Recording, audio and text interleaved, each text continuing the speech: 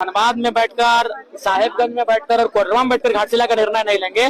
जो घाटशिला को जानते हैं वो टीम वहाँ बैठे, आज उनकी बैठक है, आप निर्णय ले, हम लोग मोहर लगा। अनाउंसमेंट मिलेगा ना जल्दी? हाँ, हमें लगता है कल तक अनाउंसमेंट हो जाएगा कि घाटशिला से हमारे प्रत्याशी। रूपरेखा तैयार है ना? रूपरेखा बहुत ही मजबूती के साथ तैयार है। 56 पंचायत है, 4 प्रखंड है, 4 प्रखंडों में कौन कौन पदाधिकारी जाएंगे, 56 पंचायतों में कौन कौन पदाधिकारी जाएंगे, किस भाषा में संवाद करेंगे, किस मुद्दों के साथ संवाद करेंगे, ये सारी चीजें तय हो चुकी है। सरकार पर देखिए, चतरा ही नहीं, झारखंड का हर एक कोना हम लोग जाएंगे, झारखंड के जनमानस से संवाद करेंगे और हम लोग उनसे अपील करेंगे कि एक बार कम से कम झारखंड की राजनीति में झारखंड लोकतांत्रिक क्रांतिकारी मोर्चा के ऊपर विश्वास जताए, उन्हें आशीर्वाद दे, ताकि आज एक विधायक होने के नाते जिस मजबूती के साथ हम सदन में लड़ रहे हैं, भिड़ रहे हैं, मुद्दों की बात को लेके जा रहे हैं, सदन की सार्थकता से सदन को परिचय करवा रहे हैं, शायद हमारे विधायकों की संख्या बढ़ेगी, सत्ता दल में हमारी भागीदारी होगी, नीति निर्धारण में हमारी भूमिका होगी, तो शायद हम लोग और बेहतर और अच्छा कर सके। ये हम लोग जनता से अपील करेंगे। इसीलिए हर एक जिला में, हर एक प्रखंडों में हम लोग जाएंगे और कार्यक्रमों के माध्यम से, आंदोलनों के माध्यम से रूपरेखा तैयार करते हुए जनमानस के साथ एक समन्वय स्थापित करेंगे। मिसाल जनसभा के साथ साथ बालू का मुद्दा पर भी आप देखिए, बालू का मुद्दा हर एक घर का मुद्दा है और सरकार पता नहीं क्या उनको कमीशन मिल रहा है या फिर क्या उनको फायदा मिल रहा है, तो सिस्टमेटिक रूप से बालू का घाटों की नीलामी करने को लेकर, संचालन को लेकर कहीं ना कहीं प्रतिबद्ध नहीं है, जिसे खामियाजा राज्य की भोली भाली जनता को भुगतना पड़ रहा है। तो निश्चय ही विधानसभा के पटल पर इस बार भी बालू संबंधित जो मामला है वो मजबूत से 1950 में भी शेड्यूल कास्ट में था, 2000 में भी शेड्यूल कास्ट में था, आज वो शेड्यूल ट्राइब हो गया। तो उनसे आप ये सवाल करिए कि जो लोग 75 सालों में शेड्यूल कास्ट थे वो शेड्यूल ट्राइब हो गए, और हम तो आजादी से पहले कभी हम एबोरिजिनल ट्राइब थे, कभी हम लोग प्रिमिटिव ट्राइब थे, कभी एनिमिस्ट के नाम से जाने जाते थे। 1950 में सितंबर के महीने में जब शेड्यूल ट्राइब की लिस्ट इस देश में नोटिफिकेशन के तौर पे आई, तो बस हमें वहां से बाहर रखा गया। चतरा आज बखूबी समझ में आया, निसंदेह भविष्य में आपके माध्यम से कई दफा और समझा जाएगा और समझने का सिलसिला जारी रहेगा। लेकिन घाटशिला के लिए कोई बड़ा अपडेट? देखिए, घाटशिला को लेकर आज हमने बार बार कहा कि हम लोग अपनी पार्टी को लोकतांत्रिक रूप से चलाएंगे, और घाटशिला चूंकि कोल्हान में आता है, जमशेदपुर के क्षेत्र में आता है, इसलिए हमने कहा कि हम लोग हजारीबाग में बैठकर, धनबाद में बैठकर, साहेबगंज में बैठकर और कोडरमा में बैठकर घाटशिला का निर्णय नहीं लेंगे।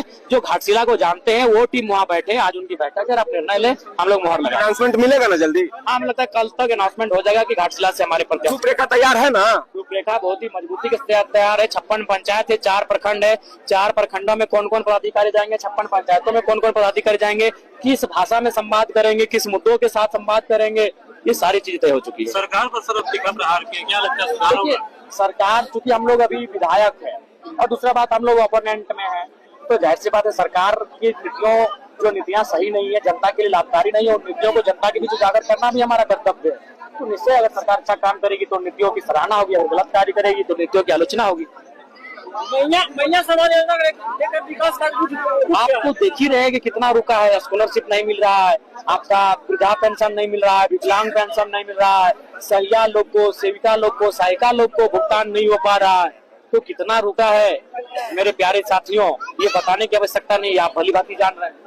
निकाला जा रहा, फिर पोस्टपोन कर दे रहा है, क्योंकि राज्य सरकार के पास खजाना नहीं है। अगर वो बहाली ले भी आती है तो फिर उनको वैकेंसी लेने के बाद उनको सैलरी कैसे देगी? राज्य सरकार अपने खजाने को कहीं ना कहीं अपने निजी फायदे में इस्तेमाल कर रही है, अपने वोट बैंक के लिए इस्तेमाल कर रही है, जो इस राज्य के लिए आने वाले दिनों में चिंता का विषय होगा।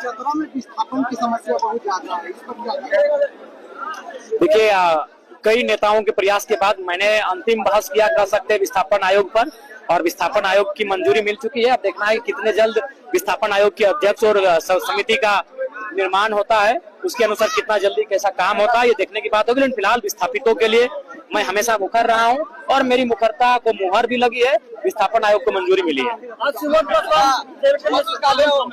जी, उनका स्वागत है और हम लोग उनका अभिनंदन करते हैं। धन्यवाद।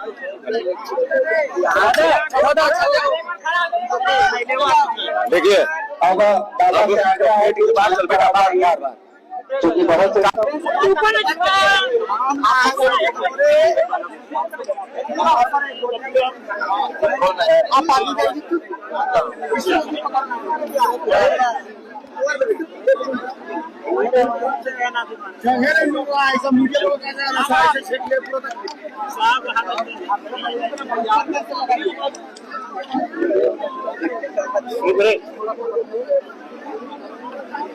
और डाउन कर लीजिए, सब लगा दीजिए, सब कोई। कितना पे रखते हैं रितेश जी? थोड़ा ऊपर आप पूछिए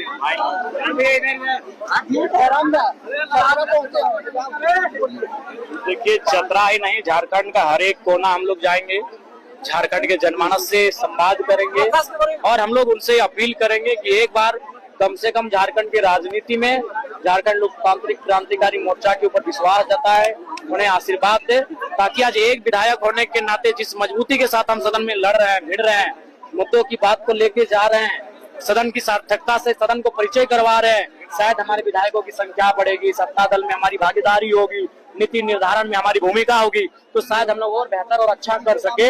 ये हम लोग जनता से अपील करेंगे। इसीलिए हर एक जिला में, हर एक प्रखंडों में हम लोग जाएंगे और कार्यक्रमों के माध्यम से, आंदोलनों के माध्यम से रूपरेखा तैयार करते हुए जनमानस के साथ एक समन्वय स्थापित करेंगे। चतरा में मिसाल जनसभा के साथ साथ बालू का मुद्दा पर भी आप बताएं। देखिए, बालू का मुद्दा हर एक घर का मुद्दा है और सरकार पता नहीं क्या उनको कमीशन मिल रहा है या फिर क्या उनको फायदा मिल रहा है, तो सिस्टमेटिक रूप से बालू का घाटों की नीलामी करने को लेकर, संचालन को लेकर कहीं ना कहीं प्रतिबद्ध नहीं है, जिसका खामियाजा राज्य की भोली भाली जनता को भुगतना पड़ रहा है। तो निश्चय ही विधानसभा के पटल पर इस बार भी बालू संबंधित जो मामला है वो मजबूती